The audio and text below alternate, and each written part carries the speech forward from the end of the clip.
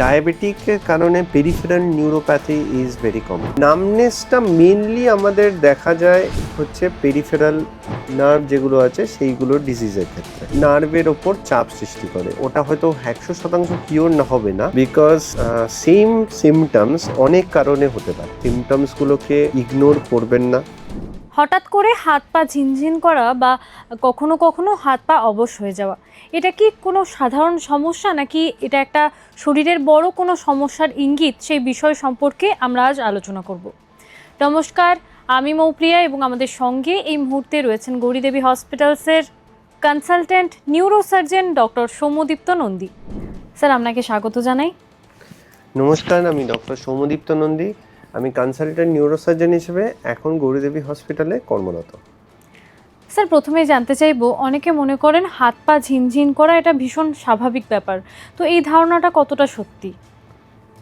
হাত পা ঝিনঝিন করা যদি খুব অল্প সময়ের জন্য করে, ধরুন 1 সপ্তাহ করছে বা তার থেকে কম, তাহলে সেটা নিয়ে খুব বেশি চিন্তা করার কারণ নেই। বা কোনো ধরুন হঠাৎ করে ঘুম থেকে ওঠার পর বা কোনো পার্টিকুলার একটা পজিশনেতে করছে, তাহলে সেটা নিয়ে যদি কম সময়ের জন্য হয়, তাহলে সেটা নিয়ে খুব বেশি চিন্তা করার কারণ নেই। But if it is prolonged, say for instance more than 2 weeks, then 1 month বা 2 months ধরে হচ্ছে, then it needs to get evaluated. Sir, অনেকের এর সাথে সাথে হাত পা অবশ হয়ে যায় কিছুক্ষণের জন্য, তো এই দুটো সমস্যায় কি একই সমস্যার ইঙ্গিত নাকি দুটো আলাদা? দেখুন, particularly if E say tingling and numbness, যেটা হাত পা ঝিনঝিন করাটা টিংলিং যদি বলি, অ্যান্ড নামনেসটা হচ্ছে অবশ হয়ে যাওয়াটা। নামনেসটা মেনলি আমাদের দেখা যায় হচ্ছে পেরিফেরাল নার্ভ যেগুলো আছে সেইগুলোর ডিজিজের ক্ষেত্রে, mainly, not exclusively but mainly. Tingling জিনিসটা অনেক সময়তে পেরিফেরাল নার্ভ ছাড়া আমাদের আপার যে ট্র্যাকটা থাকে, আমাদের সেন্সারি ট্র্যাক যেটা থাকে, মানে যে কোনো সেন্সেশন যেমন পেরিফেরাল নার্ভের থেকে আস্তে আস্তে স্পাইনাল কর্ডেতে আসে, স্পাইনাল কর্ড থেকে আস্তে আস্তে ব্রেনে যায় থ্রু থ্যালামাস, অ্যান্ড সো আমরা যেটা বুঝতে পারি, tingling sensation sometimes we localize it to posterior column in the spinal cord, but it is a vague differentiation. অনেকজনই আছে যে যারা জিনিসটাকে ডিফারেন্সিয়েট করতে পারে না, so in any case we have to evaluate for the both. Sir, অনেক সময় ঘুম থেকে ওঠার পর হাত পা অবশ হয়ে যায়, এটাও কি কোনো সমস্যার কারণ?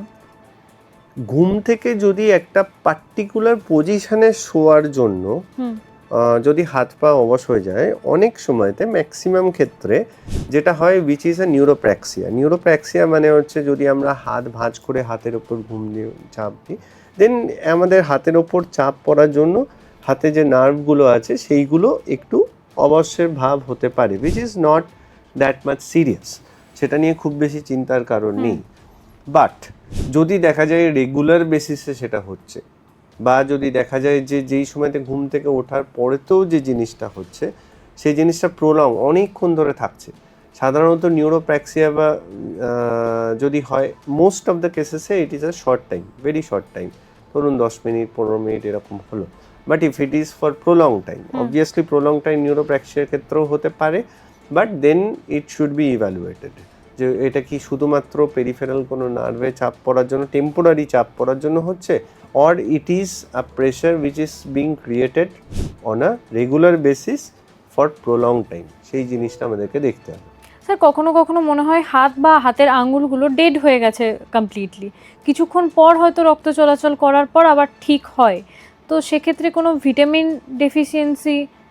হ্যাঁ, কিছু ভিটামিন আছে, সেই ভিটামিনগুলোর হচ্ছে কাজ হচ্ছে আমাদের নিউরাল ট্রান্সমিশনে বেনিফিট করা, আমাদের যে নিউরাল নার্ভসগুলো আছে তার মাইলিন শীটটাকে প্রিপেয়ার করা, like vitamin B12, vitamin B complex in general, some vitamin E, যেগুলো is essential for those things.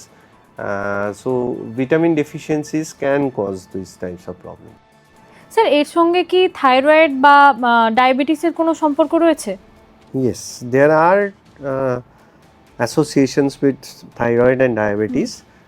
ডায়াবেটিকের কারণে peripheral neuropathy is very common. For long standing diabetes, peripheral neuropathy is very common.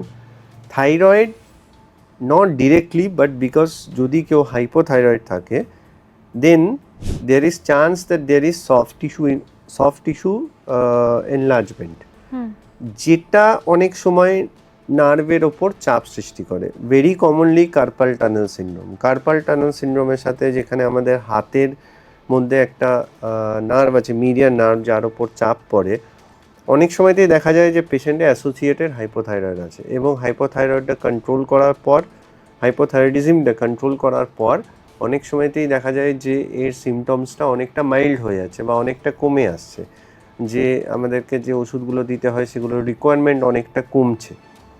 So not only in carpal tunnel but also spinal কেসেসের মধ্যে spinal যে ফোরামেনগুলো আছে সেইগুলো অনেক সময় হাইপোথাইরয়েডের কারণেতে narrowing হতে পারে because of soft tissue enlargement, হাইপোথাইরয়েডিজমে যেটা দেখা যায়। তো সেক্ষেত্রে অবশ্যই থাইরয়েডের সাথে সম্পর্ক থাকে। স্যার, এই ধরনের সমস্যাগুলো যখন হয়, কোনো কি এমন কোনো ইঙ্গিত রয়েছে যেগুলো দেখলে আমরা তাড়াতাড়ি নিউরোসার্জন বা নিউরোলজিস্টের কাছে যাব? হ্যাঁ, অবশ্যই। যদি দেখা যায় যে কোনো ব্যক্তির অনেক দিন ধরে হাত পা ঝিনঝিন করছে বা অবশ হয়ে আসছে, and it is associated with weakness, specially যদি কোনো ফিঙ্গার মুভমেন্টে সমস্যা হয়, বা দেখা যাচ্ছে যে যদি চলার সময়তে একটুক্ষণ চলার পরেতে দেন হি অর শি ইজ তার পাটা ঝিমঝিম শুরু করেছে, বা প্রলং স্ট্যান্ডিংয়ের পর যদি পা ঝিমঝিম করে, or there is any associated like bladder and bowel incontinence যদি থাকে, অবভিয়াসলি সেইগুলোর ক্ষেত্রে ওনাকে নিউরোলজিস্ট বা নিউরোসার্জনের সাথে যোগাযোগ করা উচিত অ্যাজ আর্লি অ্যাজ পসিবল। তাহলে স্যার, এই রোগটা কি অতটাও ভয়াবহ নয়? মানে যদি ডাক্তারের কাছে আসা হয় এবং আর্লি ডায়াগনোসিস হয়ে যায় তাহলে সেরে যেতে পারে? 99% কেসেতে টাইমলি ইন্টারভেনশনেতে এটা প্রিভেন্ট করা যায় বা কিওর করা যায়। But there are some things like যদি কাউরে ডায়াবেটিক থাকে, so diabetic neuropathy is not reversible, মানে যে নার্ভগুলো ড্যামেজ হচ্ছে সেগুলো রিভার্সেবল নয়। But obviously with proper control of blood sugar as well as some medications, ওটা হয়তো 100% কিওর না হবে না, কিন্তু অনেকটাই মাইল্ড ফর্মে আসবে, যেটার জন্য তার কোনো সমস্যার হবে না in daily life. There are things like spinal যদি নার্ভে কোনো কম্প্রেশন থাকে, then that is treatable with surgery, যার পরেতে অনেক সময়তে পেশেন্টের he or she does not require any medication, সেরকমও হয়। So the most vital thing is that to get an early timely intervention, because যখন কোনো জিনিস প্রলংড হয়ে যায়, মানে be it compression, be it for chemical changes, be it for metabolic changes, যখন জিনিসটা প্রলং হয়ে যায়, what it causes is that it starts to damage the nerves permanently. So to prevent that permanent nerve damage prevent করার জন্য early intervention is most beneficial. Sir, অনেকে YouTube দেখে বা social media through বা pharmacy থেকে ওষুধ কিনে বা ভিটামিন কিনে খেয়ে নেয়, তো এগুলো কি মানে beneficial? No, I won't recommend it, because same symptoms অনেক কারণে হতে পারে, and you need to have a proper evaluation যে কেন সিমটমসটা আসছে। যেমন টিংলিং বা নামনেস, যেমন হচ্ছে র্যাডিকুলোপ্যাথির জন্য হতে পারে বা পেরিফেরাল নিউরোপ্যাথির জন্য হতে পারে, and both the treatments are different. So এমনি ফার্স্ট অফ অল শুধু ভিটামিন খেলে ম্যাক্সিমাম ক্ষেত্রেই জিনিসটা মানে ভালো হবে না in most of the cases. So proper evaluation এবং proper treatment is most necessary. Sir, এই ধরনের জিনিসগুলো যদি হয় তাহলে কি ধরনের পরীক্ষা করানো উচিত? অনেক রকমের পরীক্ষা আছে, specially we go for NCV, nerve conduction studies. So nerve conduction velocity দিয়ে আমাদেরকে মেজার করতে হয়। We may go for EMGs, there are certain cases we go for MRIs, and sometimes এক্সরেতেও কিছু কিছু জিনিস বোঝা যায়, but mainly MRI is what is required. তবে সব ক্ষেত্রে নয়, সেটা পেশেন্ট টু পেশেন্ট ভ্যারি করে। যেমন peripheral neuropathy will more be in এনসিভিতে বা এনসিএসএতে আমাদের বেশি হেল্প করবে। So and certain biochemical test are also required, we have to evaluate for thyroid or diabetes or any vitamin deficiencies. So those things has to be evaluated. Sir এই ধরনের সমস্যা যে রোগীদের রয়েছে, তো এরা কোন ভুলটা সাধারণত করে থাকেন? মানে আপনি তো মানে ওপিডিতে এরকম পেশেন্ট তো থাকবে। আমরা সবার থেকে বেশি যেটা দেখি সেটা হচ্ছে পেশেন্ট আমাদের কাছে প্রেজেন্ট করেছে অনেকটা দেরিতে। সো পেশেন্ট অনেক সময়তে বলে যে আমি আমার সমস্যা হচ্ছিল, আমি এমনি ওষুধ খাচ্ছিলাম, কিছুটা ভালো ছিলাম, হাতে পায়ে ঝিনঝিন করতো, একটু ব্যাক পেন ছিল, অনেক দিন ধরে ওষুধ খাচ্ছিলাম কিন্তু এখন ওষুধ খেয়ে কমছে না। ইন এনি কেস তখন আমরা হয় যখন এমআরআই করে দেখবো তখন হয়তো দেখবো যে the nerve compression is severe. সেটাই যদি উনি প্রথম দিকেতে হয়তো আসতেন সেই সময় তো সিভিয়ার নার্ভ কম্প্রেশন যদি না থাকে then we can avoid surgery sometimes. We can sometimes be on medicine and with proper physiotherapy এবং প্রপার এক্সারসাইজেতে আমাদের হয়তো ডিস্ক প্রোল্যাপস বা যে জিনিসটা হতে পারে সেই জিনিসটা অনেকটা প্রিভেন্ট করা যায়। But sometimes when the patient present to us, it is like too late and we have to go for surgery sometimes. বা অনেক সময়তে দেখা যায় যে পেশেন্টের ডায়াবেটিস আছে কিন্তু প্রপার ডায়াবেটিক কন্ট্রোল হচ্ছে না, কিন্তু সেই জিনিসটা উনি টাইমলি ইন্টারভেলাতে চেক করছেন না, হাতে ঝিনঝিন করছে, ডায়াবেটিক পেরিফেরাল নিউরোপ্যাথি সেটিং করছে, কিন্তু তাও প্রপার ডায়াবেটিক কন্ট্রোল হচ্ছে না, টাইমলি সুগার ব্লাড সুগার যে মনিটরিং সেটা হচ্ছে না। তারপর যখন হয়তো উনি করছেন সেই সময় অনেকটা ডায়াবেটিক নিউরোপ্যাথি হয়তো অনেকটা বেশি প্রোগ্রেস করে গেছে। So this kinds of things is that we commonly see. আমাদের যদি পেশেন্ট যদি প্রপার টাইমেতে আমাদের কাছে আসে then there is definite benefit যে আমরা পেশেন্টকে বেটার করে তুলতে পারবো।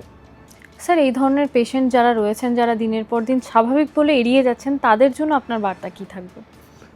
তাদের জন্য আমার একটাই বার্তা থাকবে যে নিজেদের সিমটমসগুলোকে ইগনোর করবেন না, consult a specialist. There are people who specialize in this branch, যারা এক একটা সিমটমস কী কারণে হতে পারছে ইভ্যালুয়েট করে দেখতে পারে। It is their profession and it is their job and they can do it very well. So kindly get proper consultation in time. Thank you so much sir. Thank you. নমস্কার।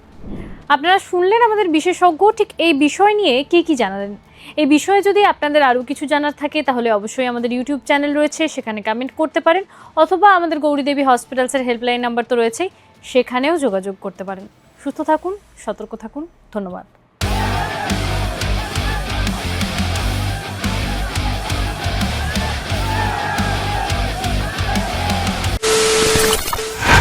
খবরের নামে প্রতিদিন সন্ধে আপনার drawing রুমে কি শুধুই চিৎকার চেঁচামেচি হে আসে?